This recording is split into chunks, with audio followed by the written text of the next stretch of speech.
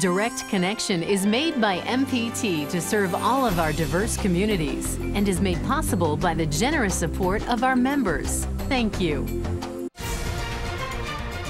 Live from Maryland Public Television, this is Direct Connection with Jeff Salkin. Hi, everybody, and thanks for tuning in for Direct Connection. Later in the program, is the bankruptcy code an answer for struggling homeowners? We will find out what the law allows. That is coming up. First, tonight, the relationship between our health and our diets, and can food act as a kind of medicine? Joining us is Dr. Gerard Mullin, Johns Hopkins Hospital Division of Gastroenterology and Hepatology.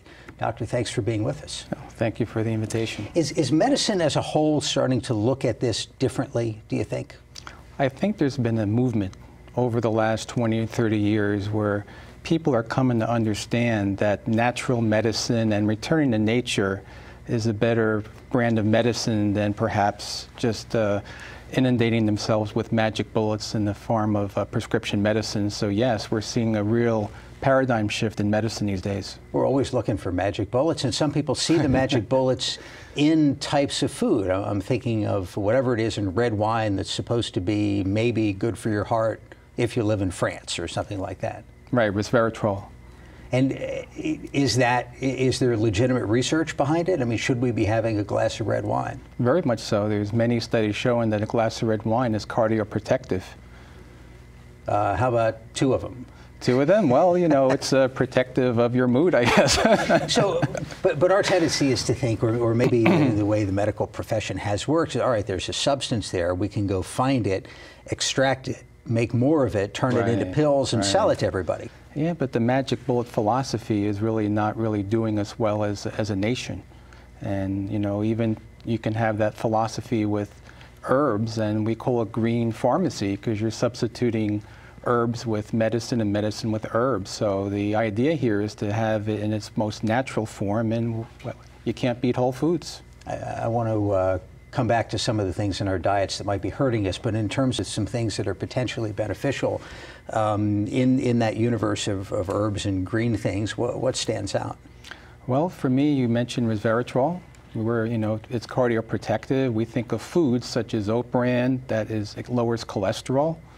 So we think of those kind of foods as being on the front lines, the things that help protect the heart. And there's many foods that help protect the gut as well. I mean, there's different areas of our body that, you know, for antioxidants that help with Alzheimer's and inflammation, we can eat really specifically to help treat ourselves and prevent disease. There was something about curry as well. Oh yeah, curry, yeah, specifically as an antioxidant, anti-cancer, and helps with a number of different gut disorders and inflammatory disorders. So even curry seems to be another thing that we need to study in the future. For people out there with specific conditions, I mean, so many people have diabetes. Is there anything in the food universe that they should look at? Well, you have to look at what not to eat as well with diabetes for glucose control. Certainly we see a lot of high fructose corn syrup in today's processed food, so processed food should be out. If you're diabetic, you should be on a whole foods, whole grain diet, so you have good glycemic control. So you have to look at the glycemic load in your foods.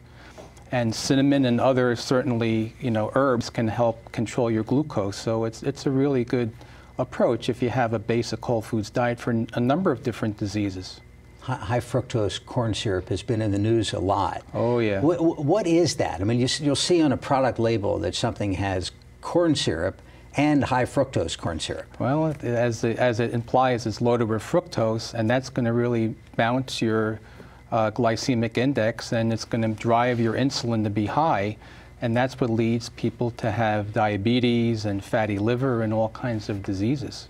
And it's in the product because it tastes good and it's cheap to make, I guess. Very cheap. Yeah.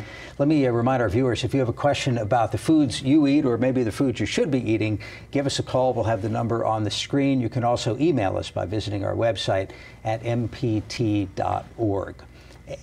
What comes to mind if I ask you for like the world's worst processed food? If you could go through the local supermarket and knock out one food or one category of foods, what would it be? Well, you have to say the snacks like the cakes and the, you know, not to have a name brand product, but if one's going to have, well, you know, Hostess and Twinkies and things like that. You're going to have trans fats and saturated fats, and a nice recipe for cancer. Is it possible that somebody could spend their whole life eating nothing but Twinkies and Pop-Tarts and live to 100? Like George Burns, who smoked until he... So there are possible exceptions, with the right genes, and we're learning how much the nutrition affects the genes and how the genes can be really, you know, protective and in terms of dictating our health outcomes. Just think of it, you know, over time, the life expectancies have gone up and processed foods have gone up. If you put them on the same chart, you wonder if people would think that somehow it's good for you. I think technology has been helpful for longevity, as well as, you know, antibiotics in the early phases of treating diseases early. But, you know, we can do better by, you know, reverting back to nature and having a basic whole foods diet. Let's get to the phones. Elizabeth in Anne Arundel County, thank you for calling. Go ahead. Oh, I wanted to know about the anti-inflammatory properties of turmeric versus curry. Okay, thanks very much. Yes, well, turmeric, again, you're looking at curry, and turmeric is derived from curry. And these are spices that have been used in the Eastern Indian culture for many years, where you don't see so much digestive disease as you would see, let's say, in this part of the country. And these are things that you can add to your cooking, and for people with certain conditions, you can take in the form of a supplement.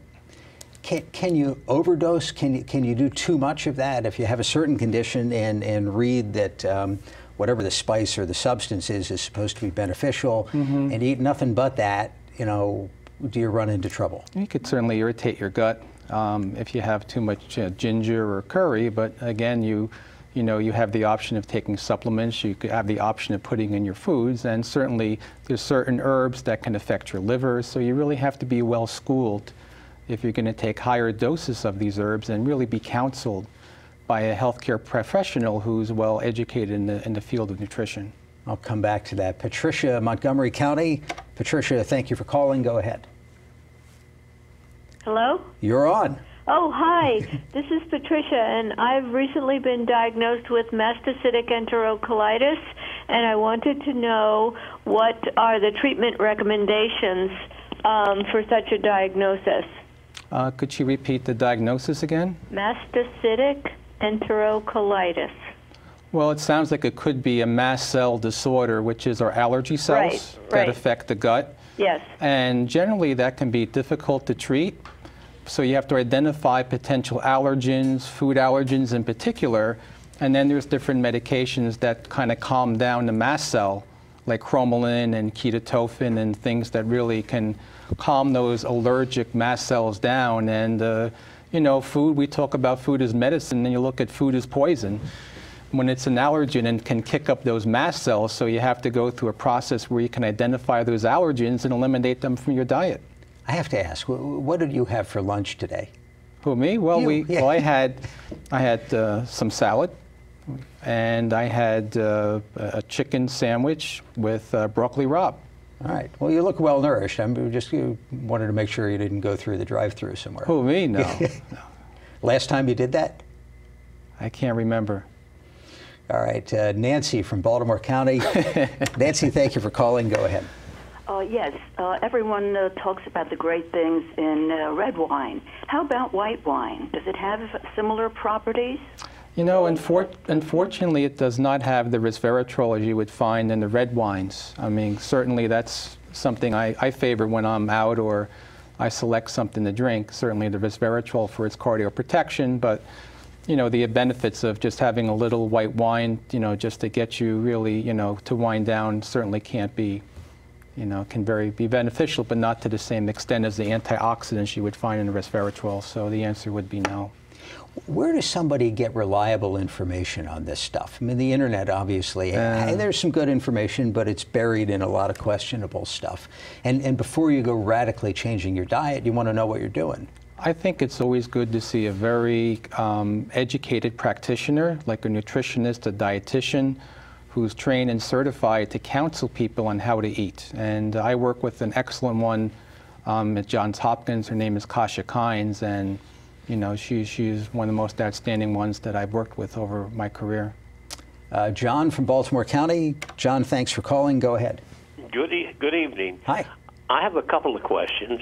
One, I've been hearing that there was a study done by Johns Hopkins regarding the benefits of asparagus as far as being possibly a cancer-fighting product. And also, I'm wondering just what does the doctor mean by whole foods? And thirdly, is there any concern about using plastics in a microwave? All right, John, thanks very much. Let's start. When you say whole foods, you're not talking about the chain. Absolutely not. Okay. I'm talking about fresh fruits and vegetables as a staple for our diet. Michael Pollan wrote about this in many of his books.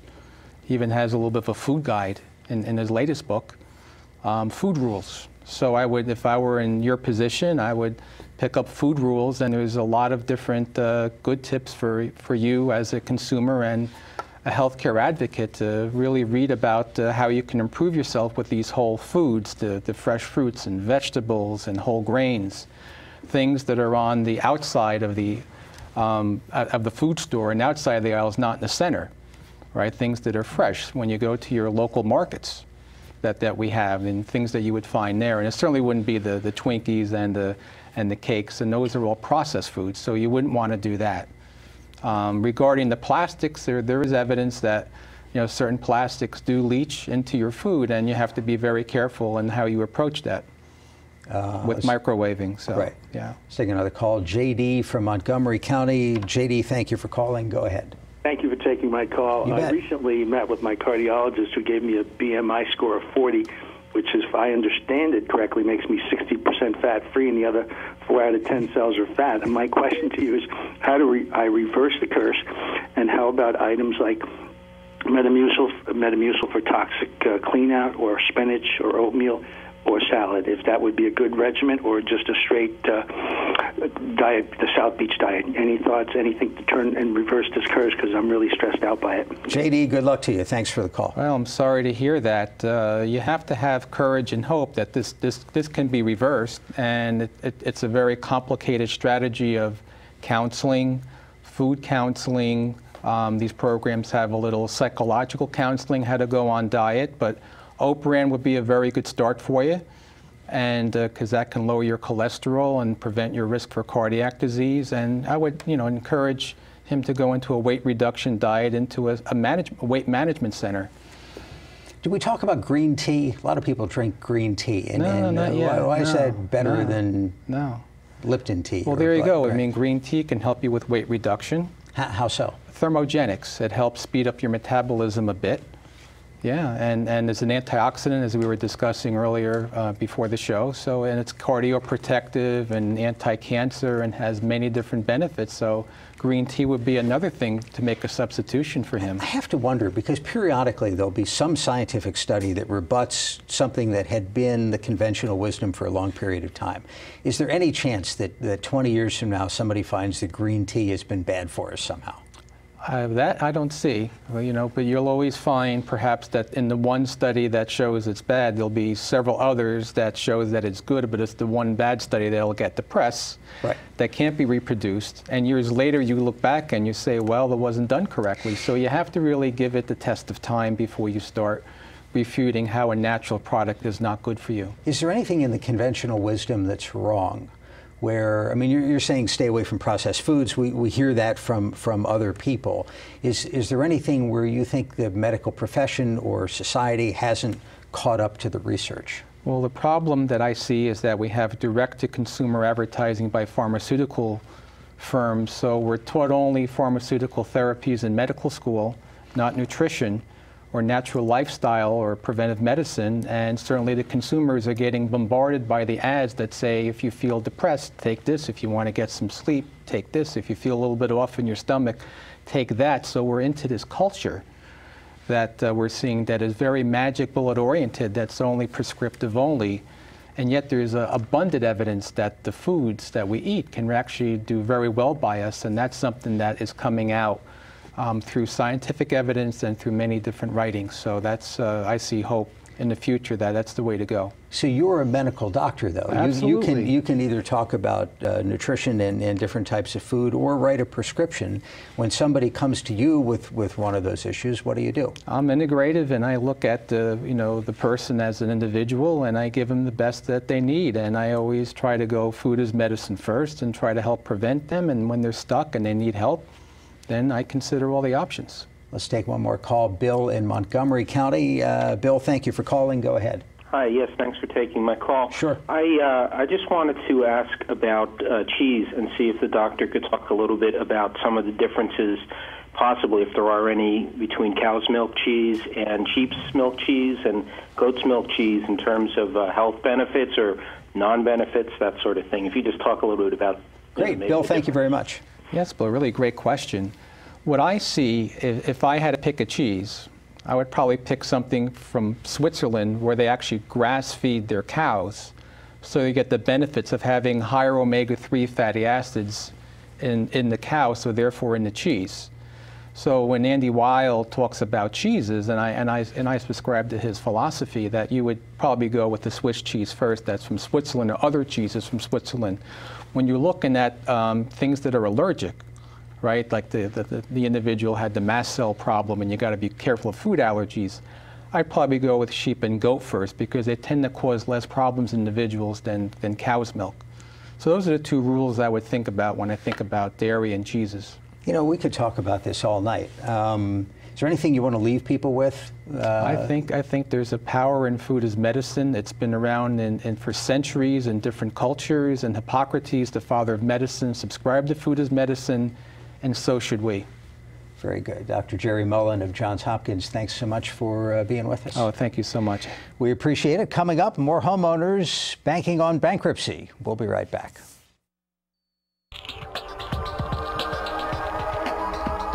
Hi, I'm Rhea Feiken, and this is an Artworks Update. Thurgood Marshall, born in Baltimore, became the first African-American appointed to the Supreme Court. In 1930, Thurgood Marshall applied for admission to the University of Maryland Law School, but was rejected because of his race. That injustice haunted him and directed his professional future, and is the basis for a dramatic retelling of his life simply called Thurgood. Artfully portrayed by actor Lawrence Fishburne, this one-man play captures the justice's drive and wit from his early days to his appointment to the highest court in the land. Thurgood plays at the Kennedy Center's Eisenhower Theater June 1st through the 20th. For more details, go to the website on your screen. I'm Rhea Feiken, and this has been an Artworks Update.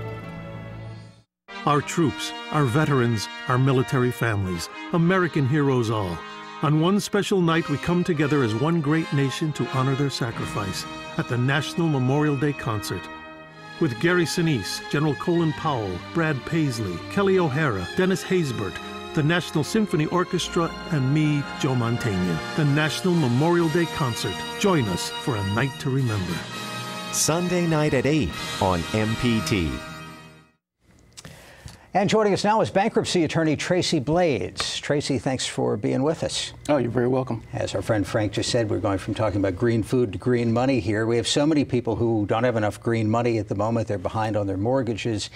In some cases, I want to talk about the relative merits of bankruptcy versus foreclosure. What are you seeing in your practice these days? Well, lately there's been an increased volume of people who are seeking alternatives to foreclosure, whether it be bankruptcy or some sort of loan modification program. The increase, as you well know, is due to this, in my lifetime, an unprecedented economic downturn and the decline in the value of the everyone's home. So when somebody calls you up, they have typically already talked to the mortgage company and the credit card company, or no? Typically they have. Okay. The typical client that calls my office who is facing foreclosure has tried to work something out with their mortgage company. But typically what happens is, even if they're in a modification program, and by in I mean simply if applied and waiting to hear an answer, the mortgage company will still file the foreclosure action. Right. So the clock is ticking on that. So either of these paths, you're going to blow up your credit score for a long period of time. Right. Well, by the time you've called my office, your credit really should be the last concern. You're past worrying about your credit score. Yes. Yeah.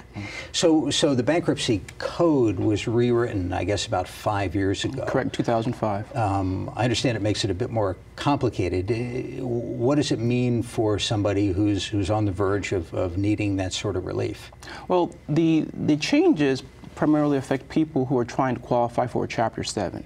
Chapter 7 is a liquidation. That's where the debtor is simply trying to erase as much debt as possible. That's kind of old-fashioned bankruptcy. That's correct. That's just straight liquidation. Creditors get nothing. The opposite is a Chapter 13, where debtor is trying to save their property. In the foreclosure action, they've built up a delinquency. They've missed mortgage payments. The creditor, being the mortgage company, has filed that foreclosure action. The homeowner cannot pay that entire balance. What the Chapter 13 allows them to do is take that entire balance, that delinquency that they've built up, and pay it back over time. Pick up their regular mortgage payment the next time it becomes due. They make a monthly payment to a Chapter 13 trustee, thereby allowing them to keep that home. It stops the foreclosure. Is there a difference on who's eligible for 7 versus 13? Well, primarily in the Chapter 7, you have to meet what's called a means test. A means test is going to determine if you qualify based upon your income. Every jurisdiction, it's state by state, so every jurisdiction is going to be a little different. The Chapter 13, you have to have regular income, regular household income, and meet a few other requirements, but for the most part, most people can qualify for a 13 a lot easier than a Chapter 7. So if somebody has hopefully they haven't had to tap, they may have a 401k type account or some other asset like that. Is that protected? Is that something they can hang on to? Well, in the Chapter 7, most employer-based 401k plans are protected. It's what's called an exemption, meaning that once your estate, which is everything you own, is valued, you have certain exemptions which you can claim, so you can remove certain property from consideration. 401k has a separate exemption.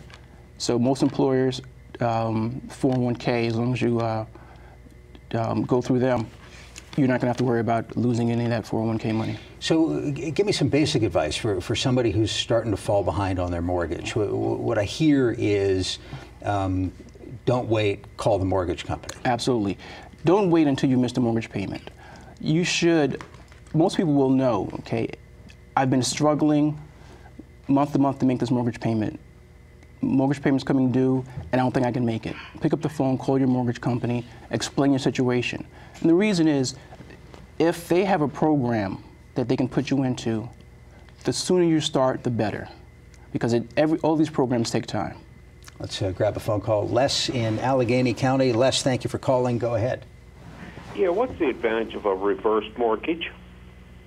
All right, thanks very much. I don't know if does that ever come into play in a bankruptcy situation? Well, generally not, because in a reverse mortgage, what you're doing is really turning over title to your home.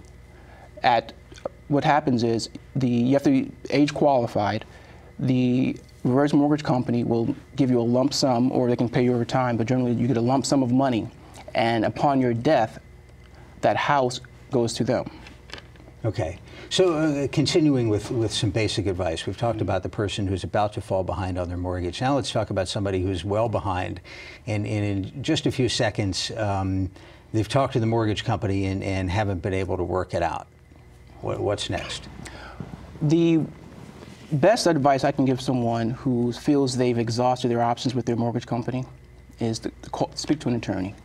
You should speak to an attorney even while you're still talking to your mortgage company. Don't wait until they've either told you no or you've become so exasperated with their program. The sooner you call, the more options will be available for you. And it's still the case in bankruptcy that any back taxes, that never gets wiped out, right? Well, it depends on the age. Really? It does. Okay. Some taxes are non-dischargeable, some will be dischargeable. It all depends on the the age of the tax debt and whether or not you've actually filed your returns for those periods. Very good. Attorney Tracy Blades, thanks so much for being with us.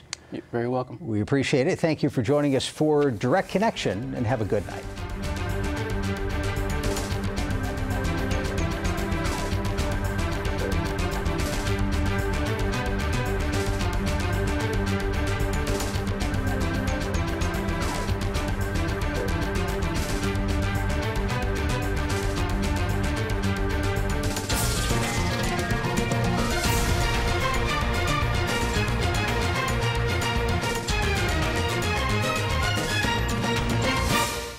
This program was made by MPT to serve all of our diverse communities.